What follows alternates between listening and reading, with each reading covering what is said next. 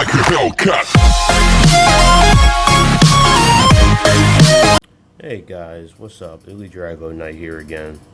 And I'm here today, as you can see, zombie deck profile. And yeah, I'm going to hop right into it. I also just want to let you guys know that there is my own personal twist to the deck. So first off, I run 3 Shiranui,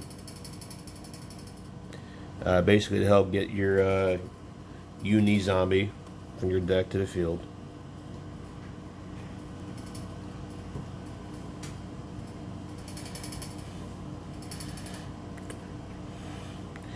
And he's just there for your searches.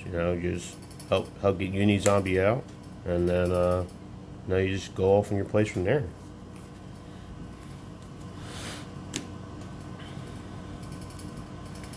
And like I said, to help you get out your uni zombie, which was Shiranui, and I really enjoy using uni zombie in this deck. He's a pretty fun card. And basically, he's one of your main engines of the deck. So, yeah, I mean, you mill one, and then you can discard one, and then you can either increase his level by 2 or increase another monster's level by 2. So, and sorry for any background noise. I'm here in my living room doing this video here today. So yeah, and then next I play 2 Necro Banshee. Basically your field spell searcher of the deck. And how she does it is either if she's in your graveyard or on the field, you can banish her out of play, and basically just activate zombie world directly from the deck to the field. Next up, your Monster Reborn monster of the deck, which would be Mizuki. Yet again, self-explanatory. Mizuki is just there to basically help you get other monsters that you need who were sent to the graveyard previously.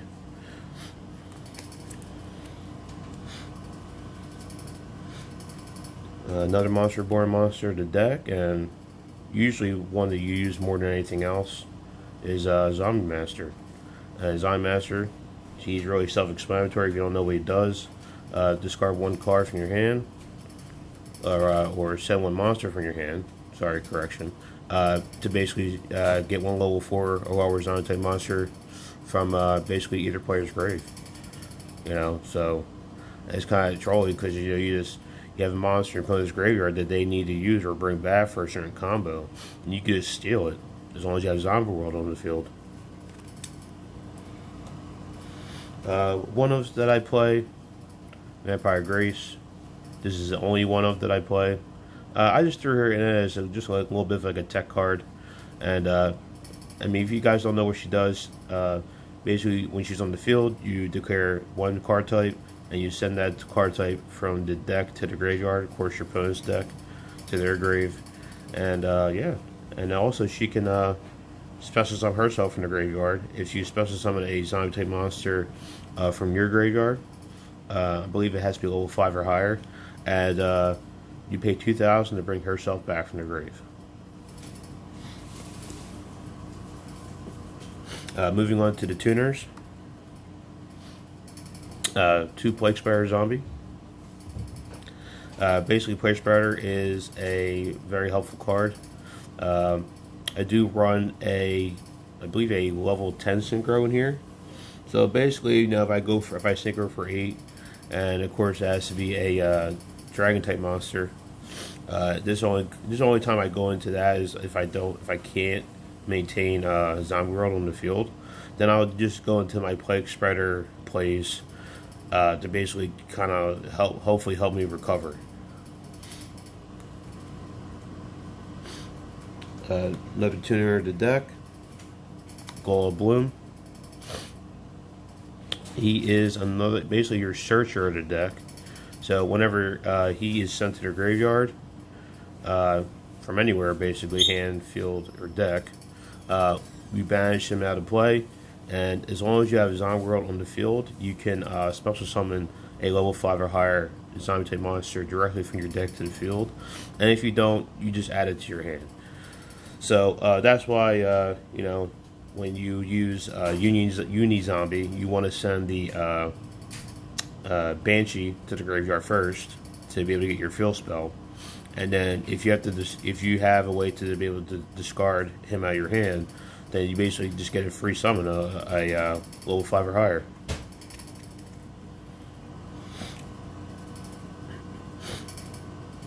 Alright, next guy I play, Doom King Battle Roach.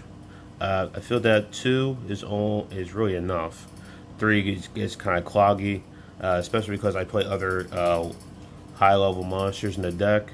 And then plus, really, you don't need what you call it, Book of Life or anything to bring him back. He just brings himself back during the standby phase, as long as you have Zombie World on the field. And basically, he has 2 effects. Like whenever a zombie type monster activates his effect, of course, since Zombie World will be on the field, everything's zombie. You can either negate the effect, or you can banish 1 card on the field, basically your opponent's field, or in their graveyard.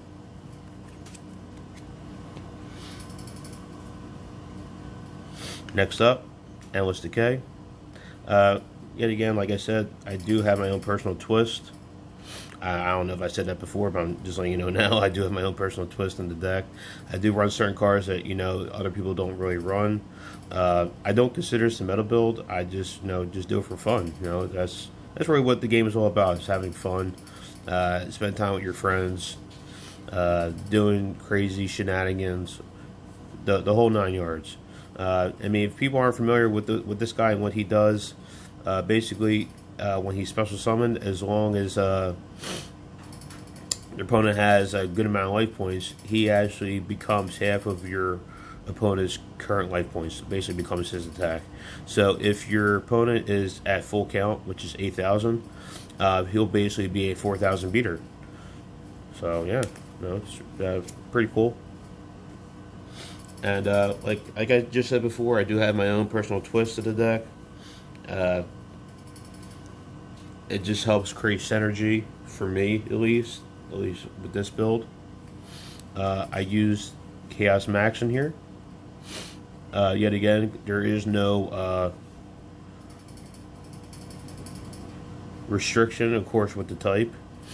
Even if I do have Zombie World on the field, I can just tribute any level 8 from my hand or field, and just basically bring him out. So if I have a Doom King in my graveyard, or on my field, sorry, not in my grave, I can distribute the Doom King, bring him out, and then next standby phase, Doom King comes right back to the field.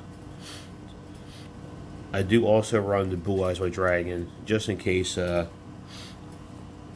is not an option. So like I just said, Blue Eyes White Dragon, I do run 3 of these, because I also run the Melody of Awakened Dragon, which helps search 2 dragon type monsters with 3,000 or more attack, and then I believe it is 25 or less defense. So yeah, and like I said, the Doom King's in my hand. I just use the Melody to discard, because you have to discard 1 card, and I just search 1 Blue Eyes and 1 Chaos Max.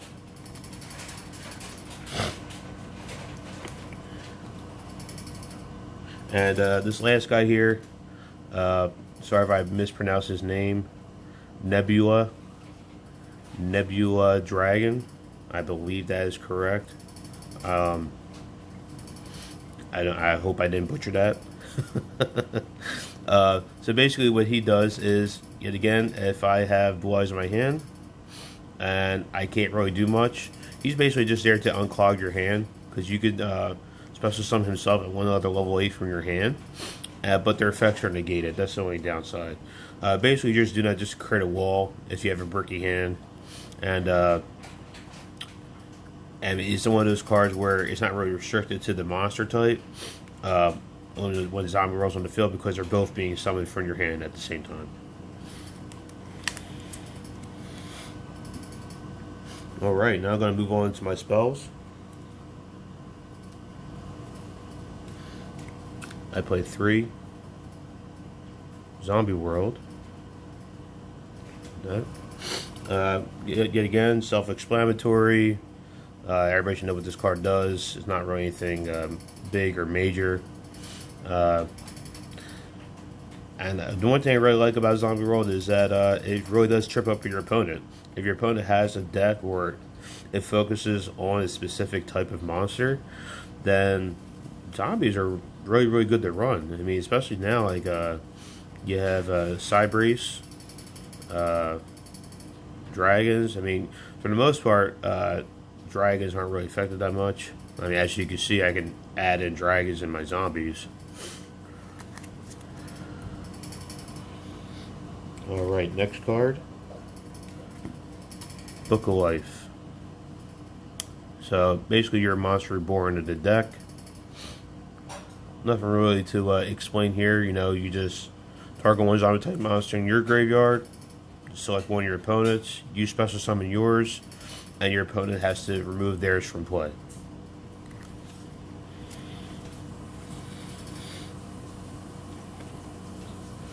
A little bit of deck thinning here with Allure or Darkness. Basically, for the most part, the whole entire deck is dark. I believe I only run maybe 2 lights, which are the 2 of the dragons that I run. So the odds of me actually drawing those aren't very high. So I figure I'd just add in the Allure of Darkness for draw speed, or basically deck thinning. I do run, of course, my Dark Wall, so that's why I run the Mass Change 2. It's pretty easy, and yet again, if I have dead cards in my hand, this requires you to discard 1 card. And of course, with zombies, any dead monsters in your hand can just be brought back by Book of Life or basically anything else that can bring stuff back from the graveyard at this point. So yeah, I basically just use this for Dark Wall. That's what I use it for. Alright, and then my Dragon Searcher of the deck, Melody of the Waking Dragon. Like I said before, it also helps with dead cards in your hand. So you discard 1, and then you search 2. 3, like I said, 3,000 or more, or in 2,500 or less. 2 of them right to your hand. It's also a little bit of deck thinning as well. And last but not least, Cast Form. I like that card too much. Yet again, just a ritual spell of the deck, or basically for just Chaos Max. And that's it. There's really nothing else to say about it. Moving on to my extra deck. I run 3 Vampire Sucker. You just need 2 zombie type monsters, and of course with Zombie World everything's zombie. And she basically has 2 effects. You could special summon 1 zombie type monster from your opponent's graveyard to their side of the field, and then since a zombie type monster is being special summoned, and they clarified when the monster is being special summoned, this is part of the second effect, you get to draw a card. So basically helps with deck thinning and you know, little bit of turn combos. You could chain Balderoge off of her effect to banish a card from the grave, or I don't know why you would negate her effect, but you could negate her effect if you wanted to. So I do play 1 Wee Witch Apprentice. Yet again, just in case I don't get the Zombie World on the field, and I need to go into something that maybe give me a little bit of an attack boost for my my dark monsters. Not so much for the light monsters in my deck, but mostly I just use that for, you know, I have Balderoge on the field and something's at 3,000 and he gains 5, it would be a 33. So just something just to get over problem cards.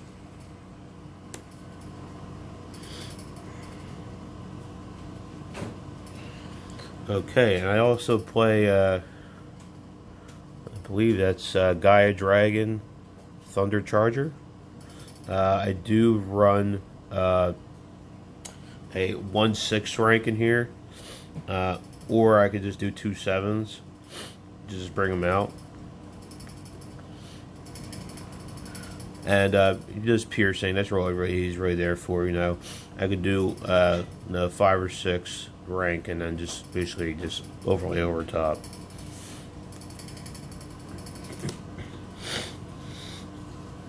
I run the one Swordbreaker. I really like this card because I basically detach, and it's just to run the zombies. I just declare zombies when I attack. It just destroys that monster. It doesn't matter how high the attack is. It just gets over problem cards, and it just doesn't target. So if there's any card effects from monsters, it just says it can't be targeted by card effects. This doesn't target. This just does, you know, basically at the start of the damage step, and just whatever monster is battling just dies. The next guide that I run is Hot Red Dragon Archfiend King Calamity. So this is the one guy I use the my my god, forgetting names now. Plague Spreader. There you go. There's the name. I use Plague Spreader basically to help get him out, because you only need you need 2 tuners and then 1 Dark Dragon type monster. So I use the 2 Plague Spreaders. If they're in my graveyard already, I'll just, you know, return 2 cards to the top of my deck, bring them out, and if I do have my level 8 Dark Dragon Synchro on the field, then I would just go into him. Basically, I like him a lot, and when you synchro summon, your opponent can't negate his summon, which is pretty cool. And one of the other synchros I play, and I play him. I do run some level 7s in here for your synchros. Self-explanatory. Don't really need to explain what he does. You know, if he's targeted by an effect, basically negate. Basically, just negates anything really. Level 5 or higher. If he battles a level 5 or higher, he gains attack equal to the current attack, which is actually pretty awesome. I do play one Borderload Savage Dragon. I do run links in here, as you see, so I can bring back the links, equip it. And then also, since he's a Dark Dragon type monster, mainly you just use him when if your field spells are going already, and you're trying to make a comeback. And like I said, I do use him to summon out Calamity. Because you do the 2 Plague Spreaders in him, and at that point, if Zomgro's on the field, he'll still be considered a Dragon type monster. So you know, just don't focus on, you know, the deck zombies, all that stuff, because the field spell, there's a high chance that it's not going to stay. Banshee, if Banshee's on the field, because she's the one who searches this field spell, you could protect it, but she doesn't have really high enough attack to really be able to, you know, scare people off from attacking it. So you just only always have a backup plan, some type of backup plan to hopefully help you recover if things go south. Another Dark Dragon I run, BLs. Don't really need to explain what he does. He can't be, you know, destroyed by battle or by card effect, which is awesome. And then you know, we're basically any type of battle, you know, involving this card, you know, gain attack equal to, you know, damage that was taken. You know, so if your monster's stronger than mine, you try to attack over it. Okay, I take damage, but I gain the difference. Whatever damage I took, that's what it gains on top of his own attack, and that's not to the end phase. That's permanent, which is crazy. You know, I mean, I'm pretty sure a lot of people still do run this, but before, you know, pandemic happened, the tournaments I went to, I really didn't see people running it too much. So I mean, I'm happy. I do. I love the card. Alright, at my 1 level 7, I do run the Red Eyes Necro Dragon. Or, sorry, Red Eyes Zombie Necro Dragon. Pretty useful card. It's kind of like Red Eyes Zombie. Just a little bit better. You still get the special summoning effect when you destroy stuff. And you can bring it back to your field. And but he also gains 100 attack for each zombie type monster on the field and in the graveyard. So Zombie World just really just helps this guy boost a high attack. I do run 1 Black Rose Dragon. Yet again, you gotta have a backup plan. You can't just focus on running a pure zombie deck, especially in the format before pandemic. Black Rose is just one of those cards. You're like, you know what? I'm having a hard time getting around this stuff. A hard time getting a high enough attack monster on the field. You just bring him out and basically just try to reset, and hopefully try to recover as well. All right, and like I said earlier, I do run the 2 Dark Law. Nothing really to say about this guy except for he's a troll. If you get him out first turn, most likely people are really going to try to play conservatively, not try to waste resources. I'm not saying that he's impossible to get rid of, but he makes things a little bit complicated for people. Alright, well, other than that, that is my deck profile. And as I always say, I'm going to go back to the real world and try to live life the best I can. And with that said, I'll see you guys on the next one.